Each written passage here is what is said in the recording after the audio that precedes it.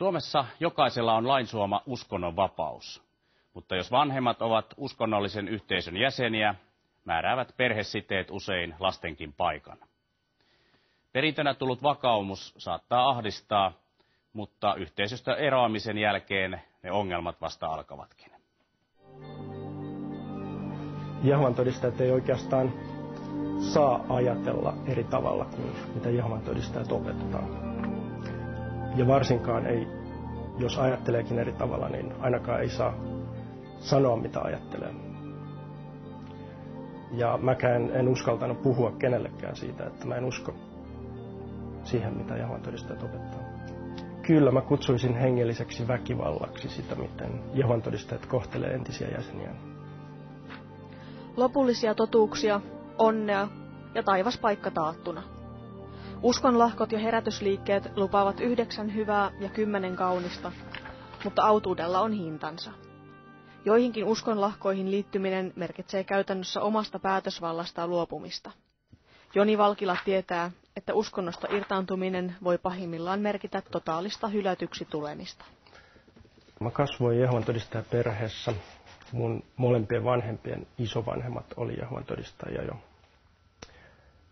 Ja varsinkin mun isän suvussa koko suku oli Jehovan todistajia. Ja siinä kun kasvoi siinä Jehovan todistajan ympäristössä, niin ei siinä ollut oikeastaan muuta vaihtoehtoa kuin uskoa samalla tavalla kuin kaikki muutkin.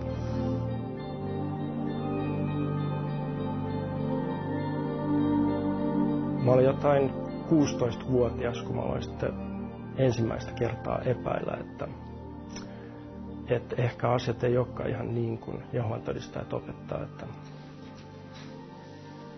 mä en esimerkiksi pystynyt kovin vakuuttavasti selittämään ihmisille, että minkä takia esimerkiksi ei voisi ottaa verensiirtoa, että olisiko se Jumalan mielestä väärin, että jonkun ihmisen elämä pelastetaan sillä, että annetaan sille verensiirto. Jehovan todistajien oppeihin kuuluu usko siitä, että nykyinen maailma tuhoutuu pian ja vain Jehovan todistajat jäävät eloon. Maailman loppua odotellessa ei kannata opiskella tai tehdä lapsia, sillä niiden aika on maailman loppua seuraavassa täydellisessä maailmassa. Paratiisissa, jossa lapset ja villipedot voivat leikkiä yhdessä. Yksi seikka on se, että opiskellessa ihmiset oppii kyseenalaistamaan asioita. Ja senkin takia tämä sopii Jehovan todistajien järjestölle, tämä kouluttamattomuus, että ihmiset ei alkaisi ajatella omilla aivoillansa. Kiitos. Mä yritin kovasti uskoa. Koska mä tiesin, että jos mä en usko siihen, mitä Jehovan todistajat opettaa, niin Jehovan todistajista irtautuminen tulee olemaan todella vaikeaa.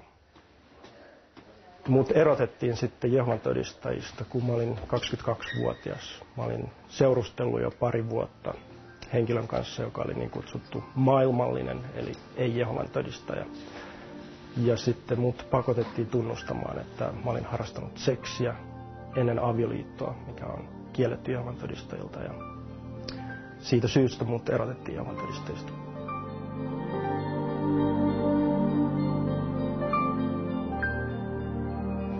Uskonlahkot ja liikkeet eivät jätä jäsenelleen valinnanvaraa. Joko olet tai et ole kunnon uskovainen, välimuotoja ei ole olemassa.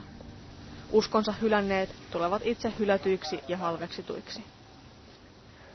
Sisarukset ja vanhemmat ja kaikki ystävät, joita mulla siihen asti oli ollut, on katkaissut välit muhun, että ne ei oikeastaan missään tekemisessä mun kanssa. Kun sieltä yhteisöstä joutui pois, niin tuntui vähän siltä, kuin olisi muuttanut vieraaseen kulttuuriin, vähän kuin olisi muuttanut pakolaiseksi toiseen maahan, jossa on erilaiset tavat ja jossa ei myöskään tunne ketään ihmistä.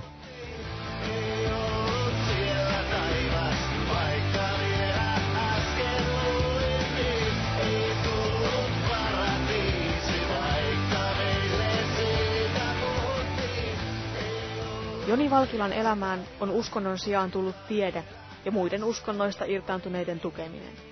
Hän tekee väitöskirjaa ja toimii aktiivisesti Uskontojen uhrien tuki ry:ssä, joka tarjoaa vertaistukea erilaisista uskonnoista irtaantuneille.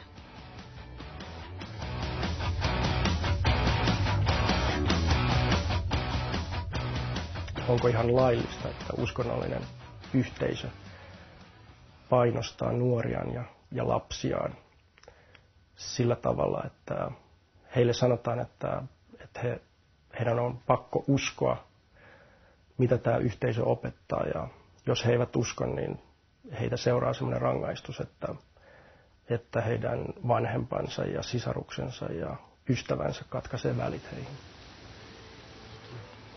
Mä oon töissä Helsingin yliopistossa.